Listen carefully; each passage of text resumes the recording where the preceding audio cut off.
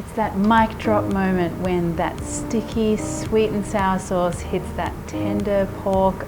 You guys are gonna love this ultimate sweet and sour pork.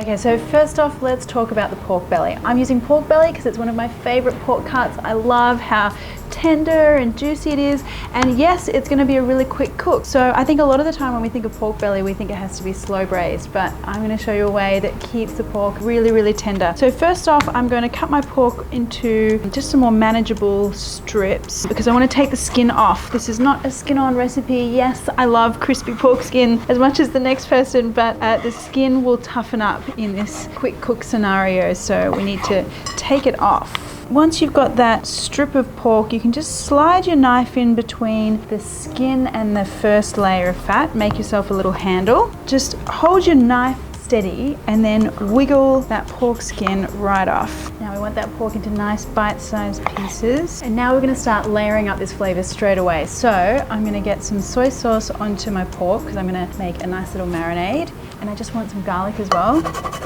And a nice little sprinkling of black ground pepper.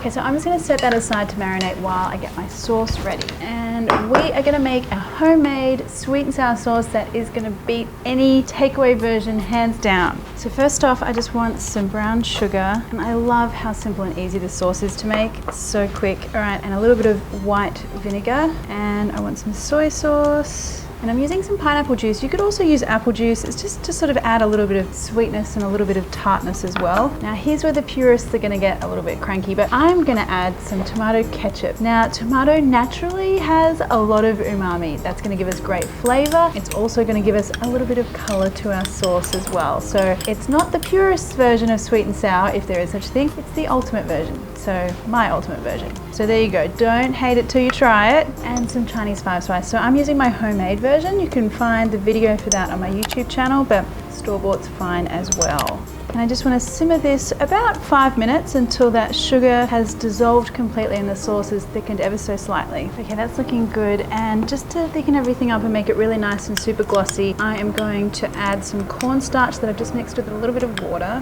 Just cook this for a few more minutes until we get the right thickness. Okay, so this is what I'm talking about. This is what we want, that beautiful, luscious, shiny, thick sauce. Now, vegetables, I'm sticking to the classics here. So I just want 1 onion, and I want to keep my onion and capsicum and pineapple quite chunky. I don't want anything to sort of break up and become indistinguishable in the final stir fry. It's all about the detail when it comes to these types of dishes. And some capsicum. And then finally the pineapple. It's gotta be fresh pineapple. Tinned pineapple gets mushy. It's too sweet, doesn't have the right flavor for me. So please use fresh pineapple or just leave it out. Okay, now back to the pork. Now this pork has the luxury of being cooked twice for this dish. So I'm gonna add in a little bit of flour. Just toss that around. Now when that oil's nice and hot, just wanna drop in those magical little pieces of pork belly. Just listen to the sound of that lovely deep frying.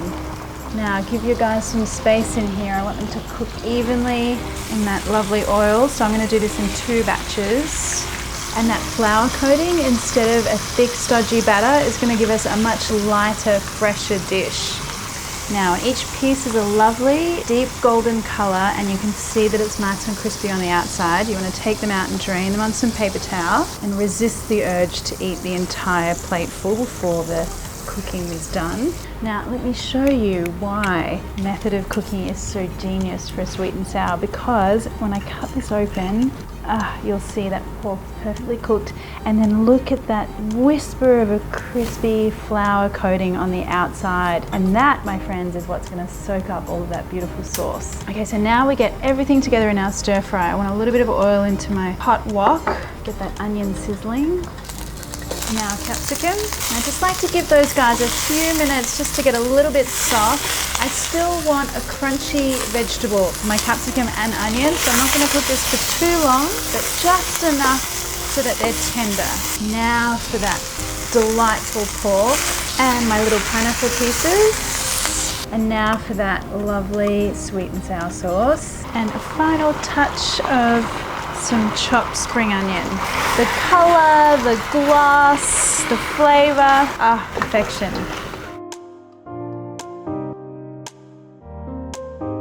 Right, I'm just gonna get right in there and try a piece. Perfect balance of sweet, sour, tart, and that pork, so good.